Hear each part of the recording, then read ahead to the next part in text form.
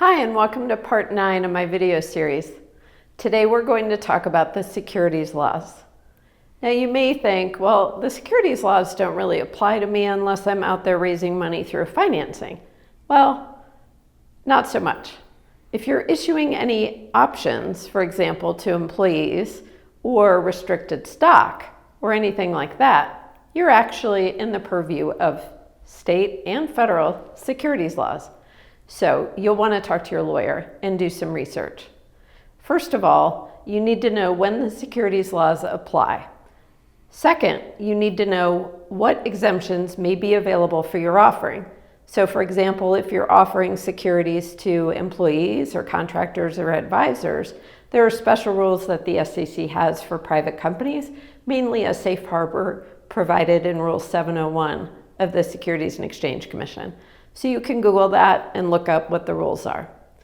If you're really doing a financing, then you also need to find a financing exemption. A lot of times, if you have an exemption at the federal level, you'll also have an exemption in the relevant state. Again, talk to a lawyer, do your research, and follow all of the elements of the safe harbor. If you're going to advertise your offering, such as you go on LinkedIn or Facebook, or even at a community event, announce that you're raising money, you're putting yourself in a whole other category of the securities laws that will require all of your investors actually provide evidence that they're accredited when they invest in your company.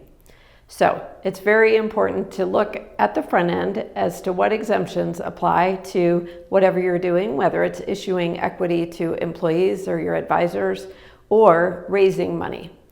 Also, you want to look at what disclosures are you providing people. It's important to look at the type of people that you're raising money from and whether or not they're sophisticated and the level of disclosure.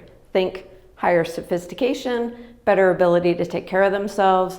Lower sophistication, much more information is required. And always document everything carefully and save those records. Thank you.